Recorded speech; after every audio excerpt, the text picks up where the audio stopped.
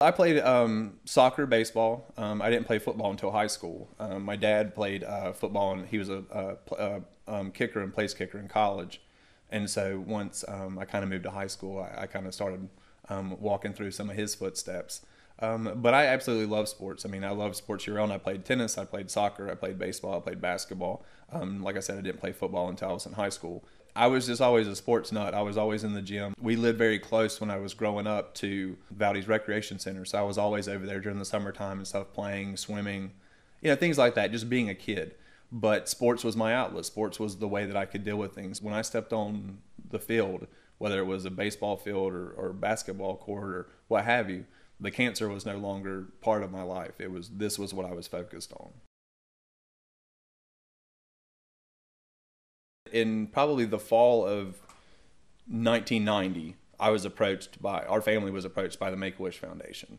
And pretty much with about any child that's diagnosed with cancer with a potentially terminal illness, Make-A-Wish likes to step in and do things for their family.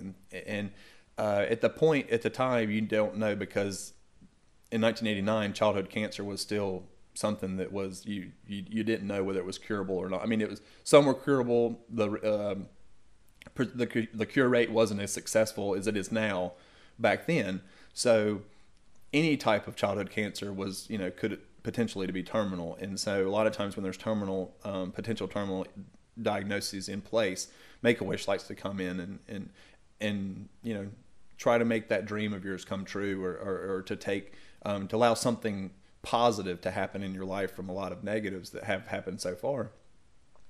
But in the fall of 1990, we were approached by the Make-A-Wish Foundation, and ever since I was a tiny little kid, ever since I was watching basketball games, UNC basketball games with my grandfather and my mom, and all of my family and stuff, I was born with Carolina blue blood running through my veins. And of course, that meant that I was watching Michael Jordan from 1982. I was 4 years old, but I can still remember watching games with my grandfather and seeing him play in his Carolina uniform.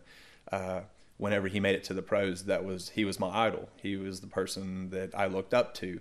Of course, I mean, I looked up to my parents, but the non-parental role that a lot of kids look up to, especially they idolize and stuff, it was Michael Jordan. It was his ability to walk onto a court and put everything behind him that was going on in his immediate life and stuff like that, to where he could just totally focus, was kind of the way that I saw myself with my cancer. I could go on to the sports, I could go on into a game, no matter what the sport, and focus on that only and not worry about all this other stuff that's going on in my life.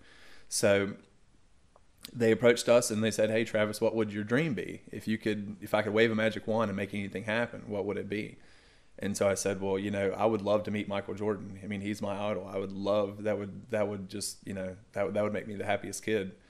And so I think a couple months went by, and then we found out that Michael had agreed to allow that wish to come true. And so in January of 1991, we went to Chicago. My parents, my mom, dad, my brother, and I all flew out of Charlotte to Chicago, and were met by one of the Make-A-Wish folks at the airport, and got in a limousine and went out to our hotel room. And so, I mean, first time I ever flew, the first time I'd been in a limousine, and I'm driving around, people were looking in the limousine like, who is this guy? I wonder who's in there. And it was just me, it was me and my family. But we absolutely, I mean, we ate it up. I mean, it was for that probably the best family trip that we've ever been on, and not even something that was planned by us. When we had the opportunity to go in, we went to, my dad became friends with Sid Luckman, who was the old Chicago Bears quarterback. When he had been up there working, my dad worked for Coke for a long time, and he had been up there doing workshops and classes and stuff, and got to meet him. So Sid actually sent us to Mike Ditka's restaurant, and we ate lunch on him, and we had all kinds of stuff. We went to the Nike store, and I had a shopping spree, and all this stuff prior to go to my hotel room. And there's an autographed basketball by Michael Jordan. There's T-shirts there. There's a letter from him, welcoming me to Chicago and telling me that he can't wait to meet me and that he's been looking forward to this. And you know, for a 12-year-old, I mean, this is like awesome. I mean, this is like, you know, dream come true. You know, life ended right now. I would have met, you know, I would have lived a full life, you know, at 12 years old.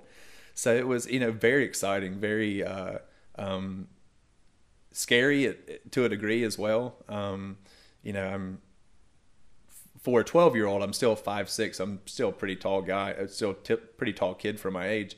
In chemo and chemo at the time, they said that it would stunt my growth, but the doctors think that they had some miracle grow in there with it, so that it wouldn't, because I actually grew 6 inches while I was on chemo, and they said it usually stunts your growth as a child, or at least stunts your growth spurt until it doesn't happen until later on.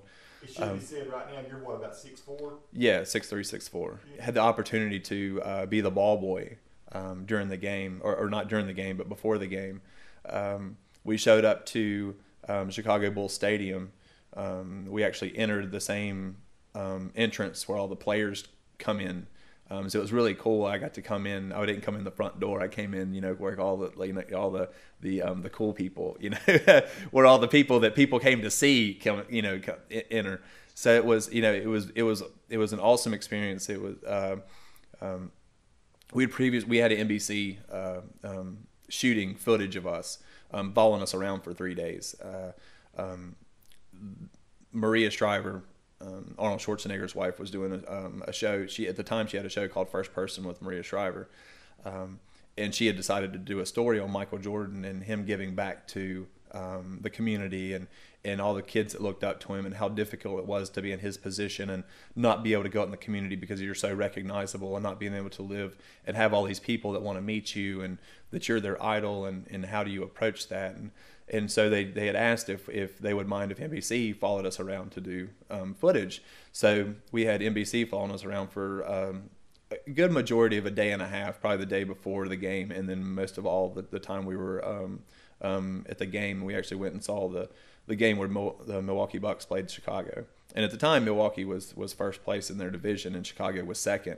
And Chicago actually ended up winning that game to take over first place, and then that was the first year they won their first world championship. We went in standing on the floor. There's like nobody. There's nobody in. You know, there's a couple people in there. They're doing their pregame shoot-arounds and stuff. This is probably 2 or 3 hours before the game. Not really a whole lot of fans or anything like that in there. So you're sitting there and you realize how small you are when you're standing. You know, even you're standing in the middle of a basketball floor and you have 40,000 seats around you. And so I'm sure that you feel a lot smaller whenever those seats are filled up, but you can just tell how small you are in this large area.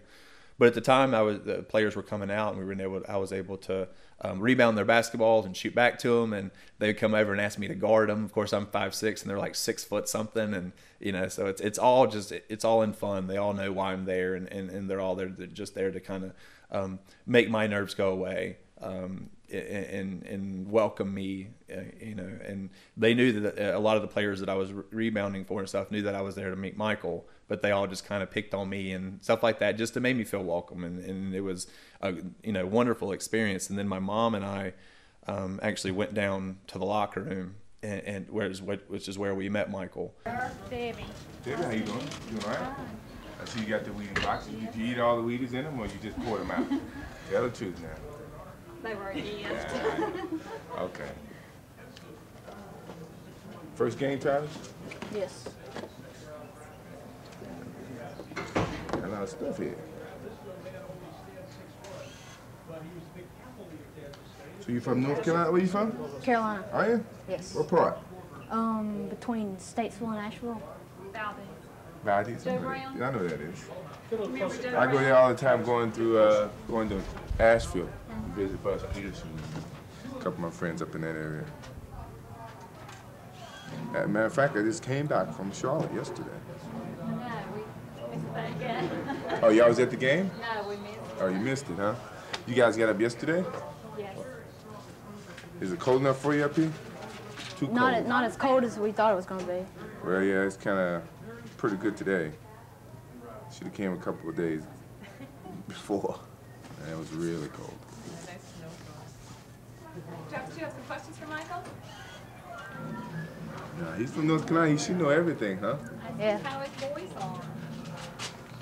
Tell him where you want to go to school. In Carolina. Oh, I hope so. Hey, Lacey. That's the place to go, man. Thanks for letting me come up and meet you. All right, that's no problem, man. You just keep cheering for North Carolina. As long as I know I got some fans in North Carolina, I'm happy. I mean, I was so nervous. I mean, like there's barely a couple words that came out of my mouth because I mean, it's pretty hard to talk when your jaw's on the floor the whole time. And so, but I had all these things, Wheaties boxes, pictures. I just bought a brand new pair of Air Jordans that he signed that I've still got. So it's, you know, my mom's down there and my mom's just eating this up too because she's a huge Michael Jordan fan. And she basically told my dad and said, sorry, Harvey, you're going to be up in the stands. I'm going with Travis to meet Michael. So, and my mom's sitting there eating it up, and we're just, you know, we're on cloud nine now to the point where I told Scott Williams that I was from a town called Carolina in North Carolina because I was so nervous, and he was like, "Is there really a town in North Carolina called Carolina?" I was like, "Yeah, there is." And Carolina, and between Asheville and Statesville. It's called Carolina. Oh yeah, never heard of it. I was so humbled, and I was just like in, you know, the presence of my idol. And if anybody out there has ever been in presence that are idol, they'll understand what I'm saying. It's just you're fumbling your words, you don't know what to say. You know, just the fact of, even if he wouldn't have talked to me, just the fact that standing next to him would have made my year. You know, I mean, it was the greatest thing that had happened in my life at that point. And so we sat in the locker room for a little while, talked to Michael. He autographed some stuff. We talked to some other players, and they autographed some things. Then I was taken up to the court, back up to the court, and I actually sat on the bench during the game. And I got to sit in Michael's seat, and I'm sitting here thinking, like, Michael's coming back here. Michael sits on the end of the bench. He's going to be sweating there. I'm going to be sitting in his sweat. You know, how awesome is this? You know, and a lot of folks out there will remember the old Chicago Bulls, the way they would come out, they would introduce the players, they would turn the lights off in the stadium and do all like the spotlights all around and stuff. And I remember one of the coolest things was when they came down to slap five, they came all the way down the bench and slapped me five before they went out. Like Michael, Scottie Pippen, Bill Cartwright, Horace Grant, you know, like all the starters, John Paxson. They all made it a point to come down and slap me five before they went out. And I thought that man, how awesome is that? And so I got to sit on the end of the bench. And so every time Michael, which wasn't very often, every time he would come over to the bench, I would have to move up a seat because Michael always sat in the last seat on the bench. So that meant I got closer to the coach, which was pretty cool. And so I remember a time Michael Michael came and sat on the bench, and he looked over at me and he's like, "What do I need to do? You know, because they were losing." He's like, "What do we need to do?" I was like, "You need to go out there, you need to shoot more, and they need to give you the ball more." I said, because, you know, you need to take this game over. And so he kind of laughed and said, "Okay, that's what we'll do."